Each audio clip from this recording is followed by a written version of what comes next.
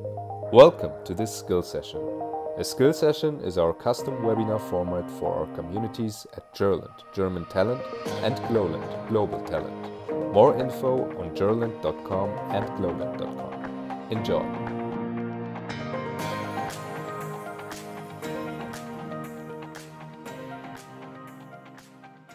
So welcome everyone to this Gerlent skill session.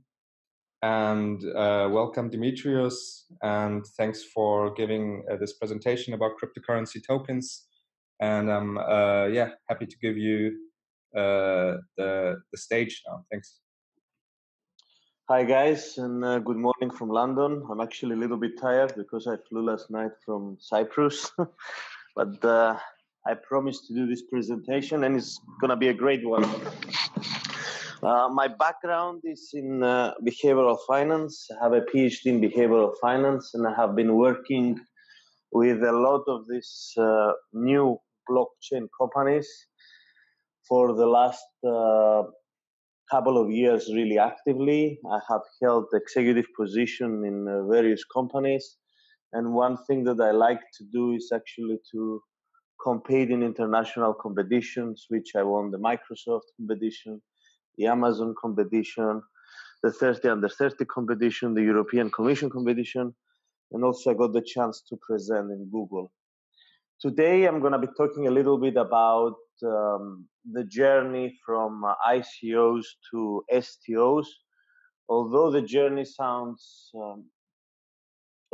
seems to be easy, it's actually a little bit more complicated. So we will do we will discuss a little bit the history about how it all began and what are the milestones, and we will touch a little bit upon the future. In the end, we will open the session for questions, and I think everything will be nice. The presentation, it's a little bit interactive. I have put some nice time to create it as simple as possible, and I think it's going to be fun. So in January 2009, we witnessed the birth of the Bitcoin. This was one of the first times we were able to send and receive digital money from one peer to the other. And this revolutionized the world and created new words and rediscovered again new initiatives such as the white papers, such as it also created a little bit of drama because this kind of revolution was created about through a guy or a team that is called Satoshi Nakamoto, who actually still today we don't know who he is, and we're actually debating if it's a team or a person, and some people are actually filing suits against each other, with Greg Wright to be now in the center of all of this. So this was one of the first times we had a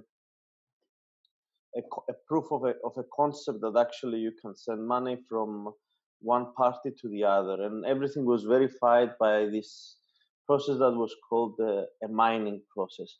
But the idea of this presentation is not to get into the details of how everything works, but just to give you an overview and understand how this evolution began and where it's heading.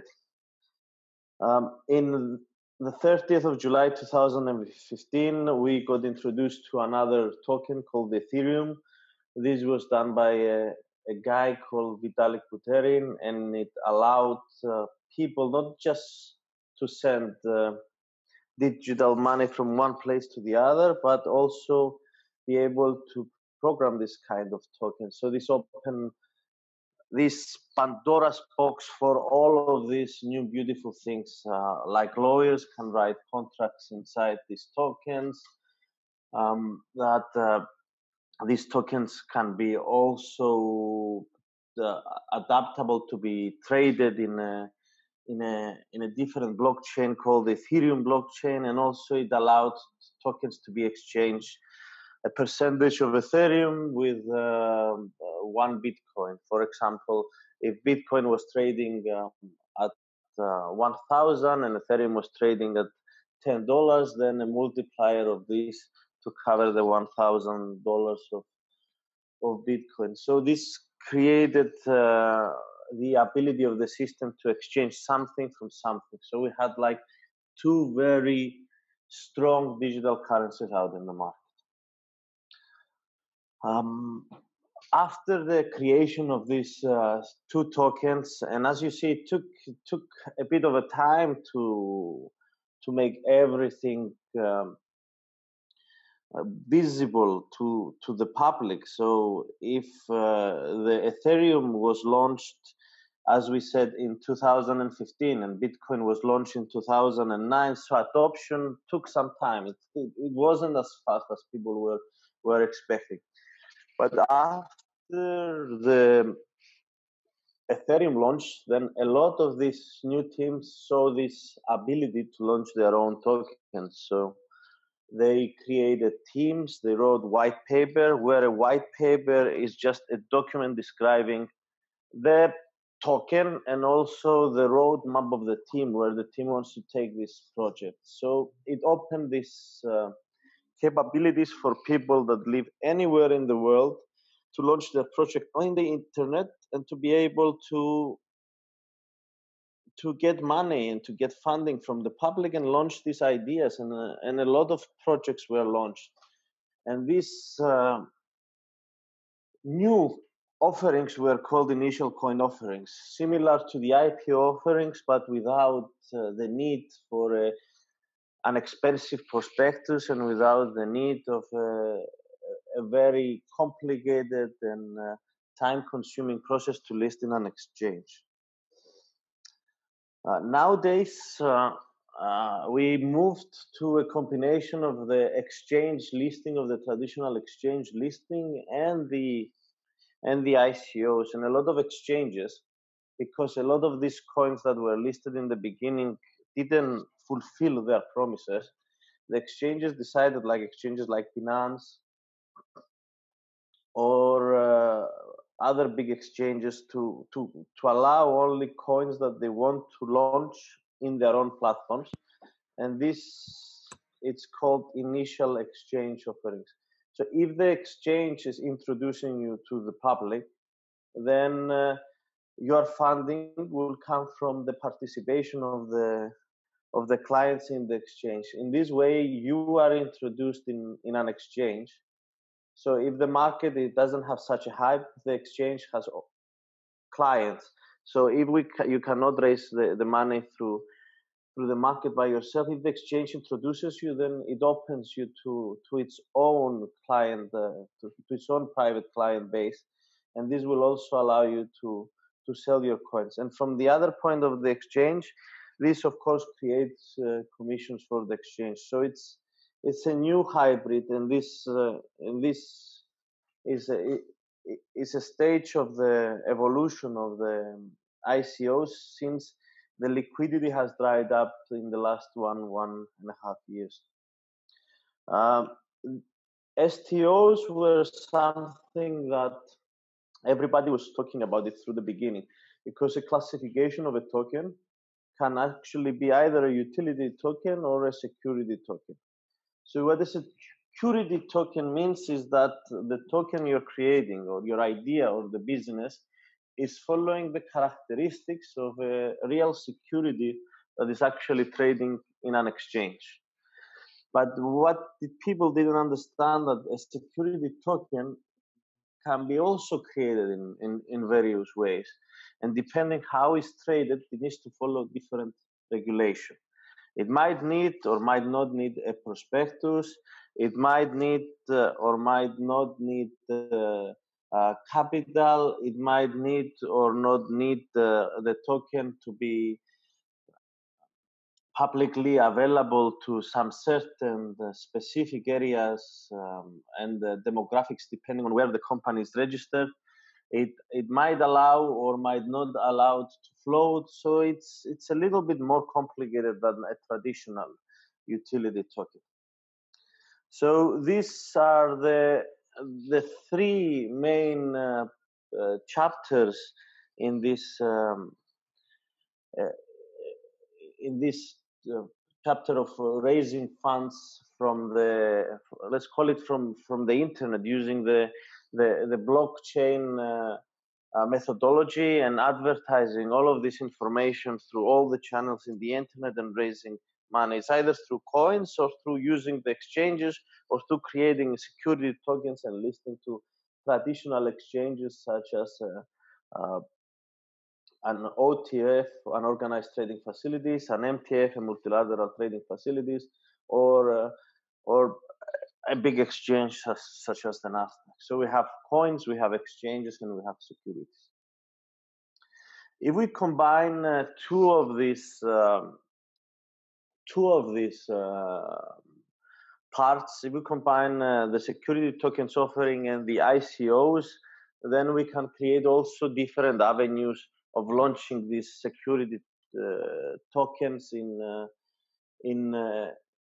in exchanges by advertising similarly with these projects that they were advertised with the initial coin offering. So with these three different segments of the market, you can also combine two of them, because if STOs are really difficult to be offered in the market, if we use some of the techniques and some of the marketing channels of ICOs, or we use some of the exchanges to help with the STO structuring, then it becomes more easier. So all of this can be combined together. One of the major problems that tokens and exchange face, so all of these new teams, is how to bring money in the system. So when this blockchain revolution started, when this cryptocurrency revolution started, it has been a lot of hesitation from the banks. So it was very difficult to allow to deposit and withdraw fiat money.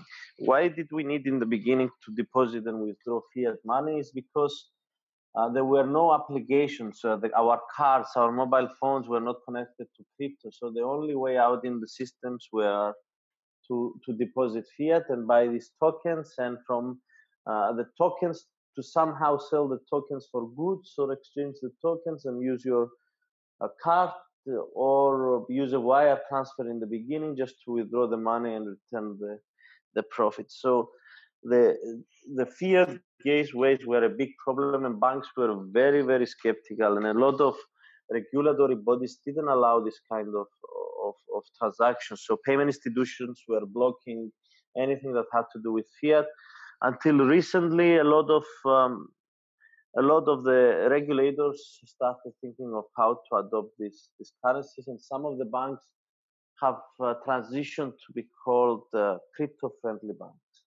So this slide is dedicated in this kind in this problem, the problem of depositing and withdrawing fiat money.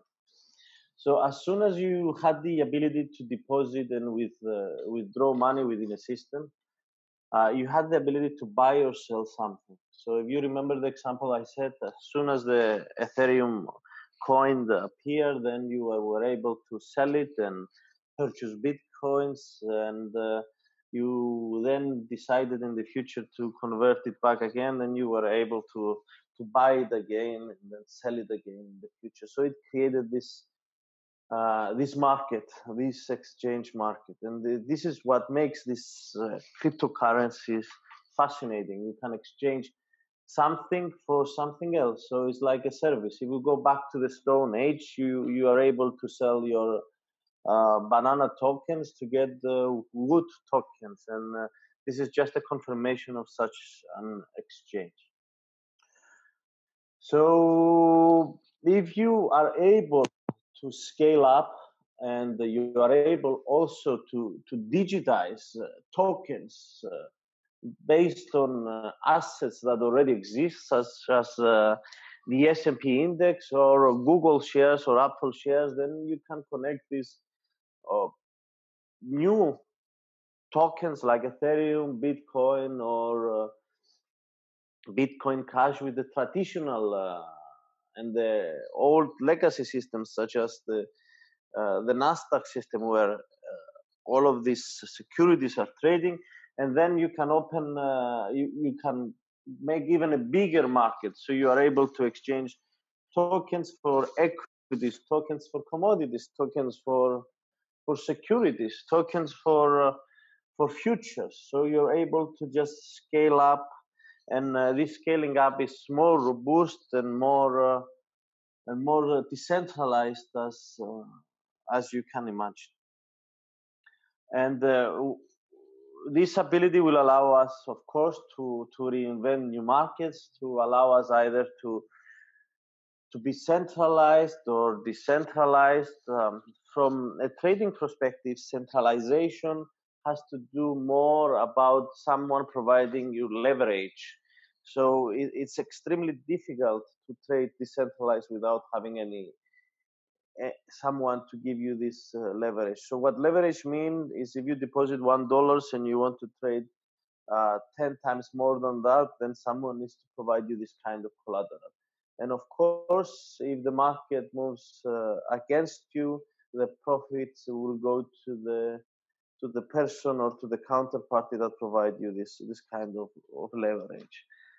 Centralized is cheaper because it doesn't have a lot of fees, but also it has more risk because the risk is on the risk of the trader is on the exchange or the broker, because if the broker defaults, then the tokens are held on the broker and all the tokens might be lost. But decentralization is the ability to connect and disconnect from somewhere or send everywhere, but every single transaction has a cost associated with this transfer or exchange. And this picture is it's a hard wallet. So this kind of tokens, you can also hold them not on the blockchain or without the use of your laptop. So you can download them in this kind of new devices that are hot wallets and are hardware devices that allows you to store your bitcoins or your cryptocurrencies, and whenever you want to use them, you just connect them to your PC, and then you can send them to your blockchain wallets or exchange them directly from this new hardware machines. So how does the future look like? The future has three big elements, and it will allow us to get more and more connected if we can make all of these three pillars as frictionless as possible. So the ability to deposit, to understand how to put money in the system, the ability to transact, the ability to send and not even care if the system is centralized or decentralized, and exchange your coin for another coin, and the ability to exchange these coins, so to bring the coins back to your wallets or to your hard wallets, and the ability to hold these trades for as long as you need without without worrying that you will be hacked or these tokens will be stolen from you, and without worrying that the counterparties will not pay you when you sell your coins or you exchange your coins.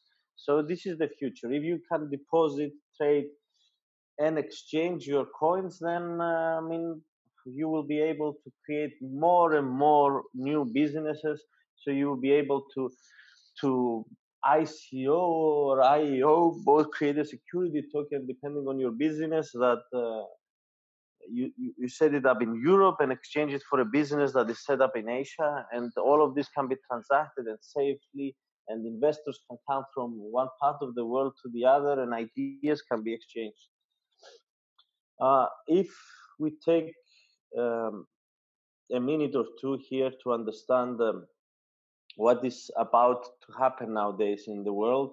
As you see, we had Bitcoin and Ethereum that was a little bit hard to understand in the beginning, and still some people don't even understand what they are. And then we had the creation of new payment systems. So Revolut wasn't even a bank in the beginning, but it was a device that was easy to understand. You could top up your card, and nowadays you can also buy crypto. And then now you had a little bit an easier machine, even before Revolut, that was PayPal, an easier company that allowed you to send money from one party to the other, depending just on the email address. Then the future is bright. Like people like MasterCard and Visa, which everybody has a card with them at the moment, will also be eager to adopt these systems. And we have another beautiful example as Tinkoff Bank that allowed you to send money through the bank and also get credit through these online applications and understand where you spend your money. So the future is evolving in a way that people need applications to do complicated things, but in the most easy way possible. And of course, Google, even the world was hard in the beginning, but nowadays Google with the Google Pay and Apple with its new card, they are also adapting, and everybody wants to do all of this kind of payments and exchange of information. And who will win is the person that will be creating a complicated service, but in a way that is so easy to understand that this kind of user journey will be understandable by everyone. And this is the person who will win. And when you combine all of these three elements, deposit, the ability to buy or sell something, and the ability to connect to markets, in a way you create a new marketplace. What about regulation? Regulation always depends on the jurisdictions you are. With regulation, depending on the jurisdictions you are based, your offerings needs to be tailor-made to this kind of jurisdiction. There has been a lot of offerings in terms of utility tokens, with tokens that represent utilities and not securities, that in different jurisdictions have been regarded still as securities. And very famous cases have been seen also in the United States of America. The regulator there is a more complex regulator, and a lot of these token offerings and utility offerings have gone to Switzerland and to Zug, where taxation is really good and allows people to use all of these payments that they should have done to the regulators and to the authorities, to just use it to invest in the projects. But also Zug and Switzerland and even the UK have been now giving incentives with their own sandboxes to allow new companies to start up. So depending on the jurisdiction you're operating, so either you're operating in Europe, in Asia, or in the Americas, then you need to tailor-make the offering in order not to break any of the regulation. I want to touch a little bit on the first fintech banks. So we have TD Ameritrade, and we had Robinhood in 2013. Although Robinhood seems to be like a really, really new company, but it's still up for the last 6 years. And then you have N26, and then you have something revolutionary like Binance, which is now transforming also into this fintech kind of bank era. And what all of these examples have in common, it allows people to trade, and it allows people to safely bank money with them, to deposit and withdraw money with them. And as you see, the old models had to do with the trader and the banker, and now Binance is actually revolutionizing by creating an exchange and still the ability to trade. Although I believe Binance will also transition in a way to a fintech bank in the future, at the moment it's operating as an exchange. But if you can see the trend here, it looks like having the ability to control your banking deposits, it's definitely not a bad thing. One thing that people forget about when they are creating their applications is that the mobile phone is not really big. So the user journey, the customer journey, the customer experience, the customer success has to be based on simple yet complicated roots, and it needs to be based and created in a way that simplicity needs to be the key.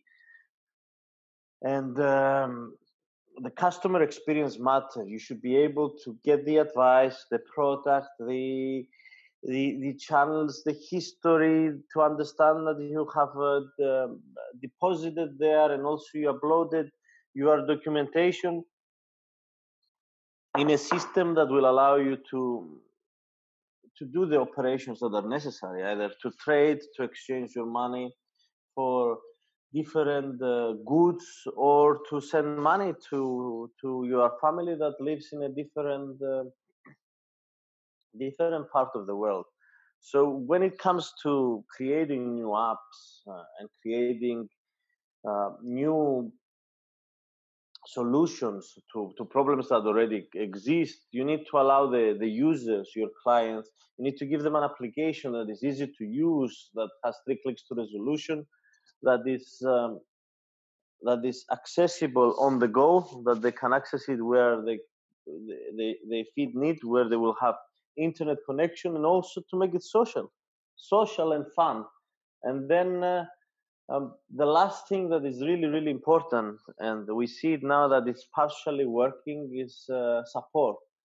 If you go in a company like Revolut and you open a ticket and you say you have a problem, it might take 6 to 8 hours to resolve this kind of problem. So to be able to get support is an extremely important topic, and an extremely important chapter that companies need to make sure that they have in place, because the only person who you're dealing with is the client. So the client needs to be felt supported. There has been a very famous case study where someone had a problem with Netflix, and he publicly scrutinized Netflix because he couldn't even get the telephone number to call support. And now this is one of the reasons that Netflix is offering the telephone number. So how does this? How is this support evolving? First we had the telephone, then we had the email.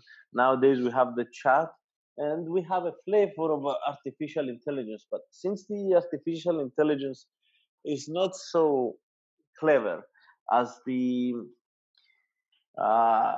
human beings, maybe it's a good way of combining the chat with an artificial intelligent bot, and then creating a user interaction, an interaction between the client and the company that will allow to solve problems, instead of just putting a bot there that does not answer any of the key questions the clients want.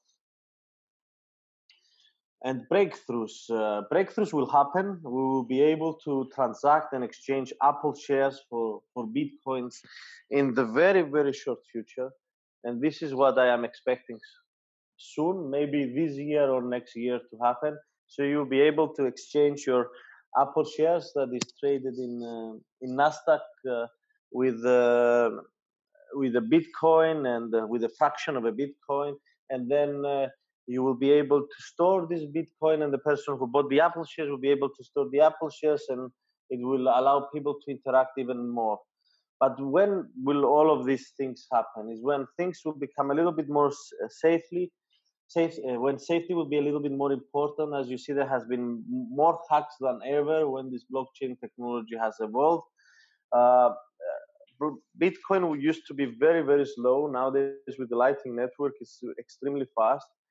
Security, there is new standards and new protocols that people will fix. Low costs. Before Lightning Network, or before the evolution of these new payment systems that we're seeing in the market, a transaction of Bitcoin used to be extremely expensive. So when will these things happen? When transactions will be instant, and it will not take a couple of hours to settle, so people will be able to see that the transaction happened immediately. when people are able to access their own network. So if I have your mobile number, I'm able to send you Bitcoin. And when this kind of operations become more rewarding. So rewarding services, if you are able to raise funds and you're able to pay for these services, then you can create incentives around this kind of business models that the people want to interact with you and they want to create avenues that generate income for them and for their families, of course. And as Chris Dixon said, there are three areas of currency. There is commodity based, there is politically based, which is now where currencies are controlled by the central banks, and there is math based that was introduced a while ago with solving the double spending problem with this white paper of Satoshi Nakamoto with the introduction of Bitcoin. So these are math-based currency. And when do we expect as humans to see these breakthroughs? I think the next 5 years might be enough, and the next 5 years will be fascinating. And as you've seen from the introduction of the Bitcoin in 2009 to Ethereum in 2015, which is roughly close to 6 years, then it's very big breakthroughs. And thank you, guys. I'm sorry if I went a little bit too fast, but I'm actually really passionate about this kind of topic. And I would like to open for questions. All right. Thank you very much for this great presentation and summary and lookout. I really enjoyed it. Anyone have questions? Go ahead. I think there's a lot of things you can ask Demetrios.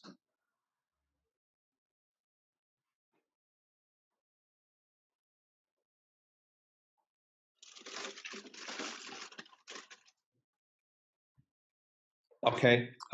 If no one, or Bushan, I think you had a question, right? Yeah, if nobody is asking, I can ask. All right. Like, I wanted to ask for more from a developer's perspective. Like if there is a developer who's getting into the in the blockchain space, like what would you recommend him? Like, what are like the technologies that a developer can learn, or like how to find jobs and gigs if somebody has learned those technologies, and yeah, in that direction. I mean, of course, developers are very, very smart people. So learning a new programming language will not be a problem at all. Solidity is a good place to start reviewing and understanding a little bit Solidity, but it will be a lot. It will be a lot of trends. There will be not. I mean, if you see nowadays, Binance is launching their own DEX, their own decentralized exchange, and they want to build their tokens based on their own kind of language, and that is Solidity adaptable. Mm-hmm. And also, if you see, there has been a lot of projects out there that they're using their own languages, but everything is made sure that this Solidity adaptable. So even Hedera Hashgraph, which I have been a little bit involved with, has their own language. Mm-hmm. They will create a kind of sort of an atomic swap that will allow, or a channel that will allow for Solidity tokens to be integrated to their system. So I think Solidity is the key. So Ethereum, because was the first one to introduce this kind of new ideas, will be necessary for a developer. Okay. What do you think about EOS? EOS, if you are in the gaming industry and if you want to build applications that is around an industry that is this entertainment industry as gaming, then definitely EOS is, I think, is the fourth or the fifth most traded cryptocurrency. So there is a lot of scaling up to do, and there is also EOS competitions, and there is Also EOS EOS conferences where you can participate and you can raise funds, and also you can get incentives from EOS. But it depends which kind of area you want to be involved. Okay. I mean, as a developer, you can program games or you can program applications that connect hotels, and not everything is the same, or robotics. So it's up to you where you want to. Yeah.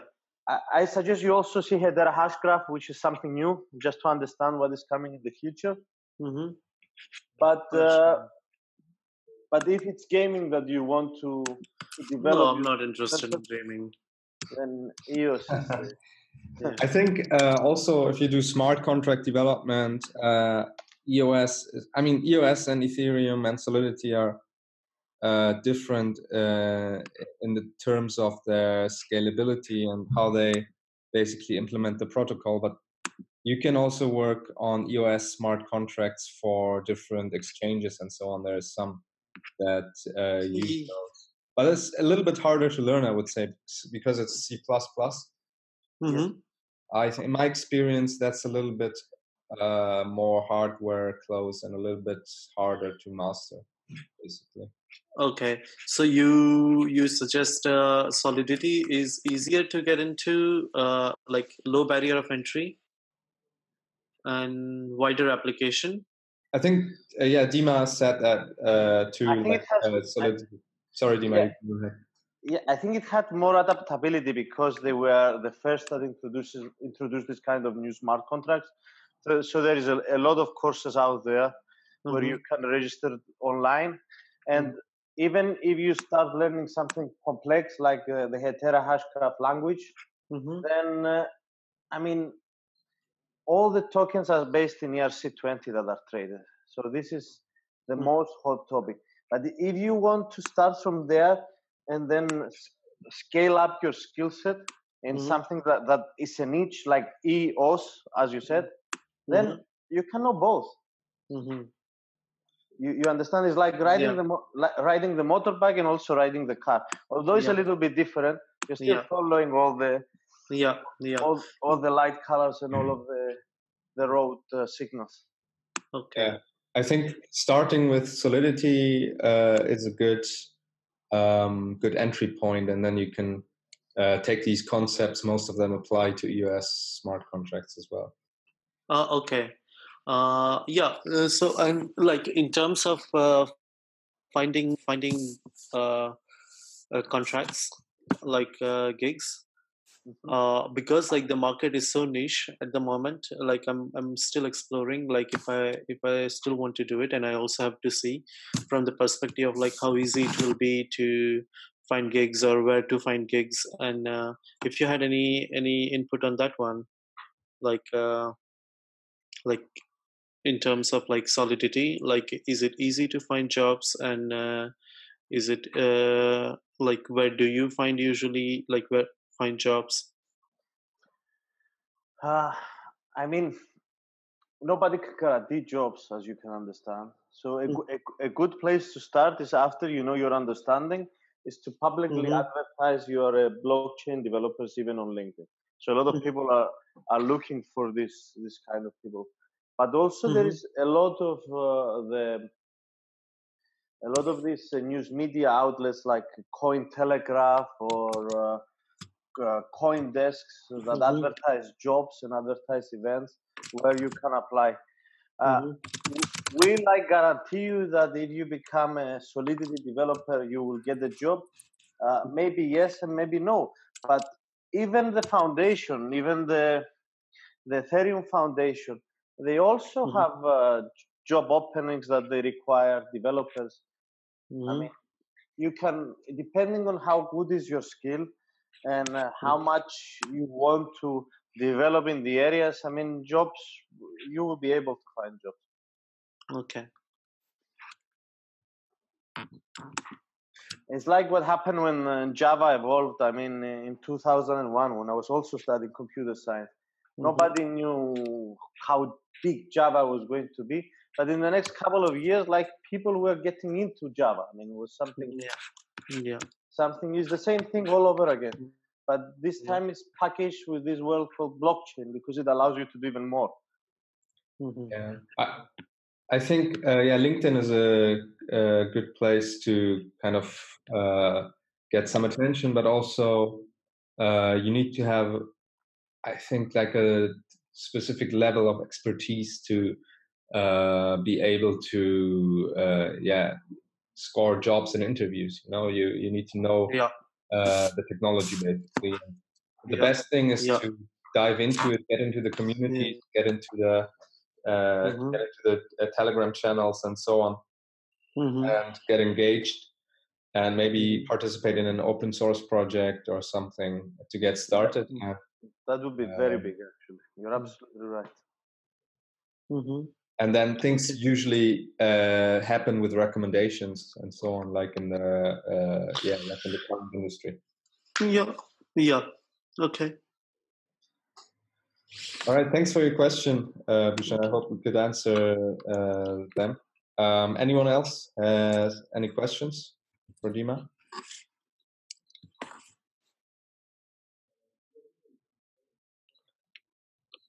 Okay. I have a question then.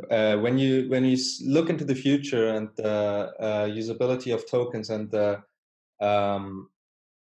usability of the blockchain or cryptocurrency in specific, do you think it will make the leap into being practically used for other things than just in like majorly it's currently used for exchanges and asset trading and so on, but in some other areas? And what do you think is the main other usage and usability of these tokens? It's a very good question. I'm a very big fan of healthcare and the ability to integrate all of the information with artificial intelligence and select the right doctor or select the right treatment depending on a probabilistic model, and to open all of these records and connect them through the blockchain and create this massive database where so if you have a problem with your heart, you immediately know that another 100 people had it, and you need to do this kind of treatment. I mean, healthcare is definitely one. I see healthcare evolving rapidly, and this was also done. First, it was a very big bet by Watson, by IBM, the artificial intelligence predictor and data structure machine called Watson, and it was shown by Jeopardy how strong this machine can be in just answering questions, and this can show you that it can answer also problems. But another big area apart from finance that blockchain can also enter is the automotive industry as well. I mean, it's where you can place a small electronic device, then it can be the capabilities are huge. You can get someone to send you information. You can receive information from the car. I mean, they're pushing a lot about this autonomous car, but how this autonomous car will be connected, then maybe it might be a blockchain or a different kind of blockchain, because all of these kind of events needs to be stored somewhere, and it needs to be, you will not be able to change the records, because people should know what happened in order to avoid it in the future. And also insurance should know also the truth. It's a lot of areas where blockchain can be integrated in our life. But yes, I would say health would be one. When I presented in the economic forum, we were saying that governments will allow people to vote using blockchain, and people will not be able to change their votes. But I mean, without certain regulation and very hard regulation with governments, then the adaptability from the government is definitely not as fast as we as we hope. So some certain governments will allow the records to be stored in the blockchain and the voting to be done on the blockchain, but I don't expect it to be as fast as we hope. So I am putting, if it was just one industry, I will put my bet in healthcare, because this is what we actually need to make sure that we prolong our lives on this planet for as much as possible. All right. Thank you very much, Dima. Yeah, thanks for the presentation. I think we can, now get it wrapped up. And maybe you want to tell the community where they can, where they can find your work or you, or if you want to, promote something, then just go ahead. I'm launching a new website, which I have started 6 months ago. So in the next couple of months, it should be launched. A lot of my stuff can be also found on LinkedIn. So you can go in LinkedIn, and if you can Google my surname, then you can find a lot of my articles. I think nowadays I have something on Pinterest that has a lot of these articles, so I can share this link. And if anybody wants anything, just you can always tweet me. I'm one of these few guys in the world that replies to everyone. So it doesn't matter who you are. If you tweet me and you ask me for something, then of course, if it's in my power, I will give it to you. All right, thank you. Really appreciate it, and have a good day and good recovery from your flight. Thank you, guys. That's right on the channels, and I will release the session. Perfect. Thank you, guys. Have a wonderful day. You too. Bye bye.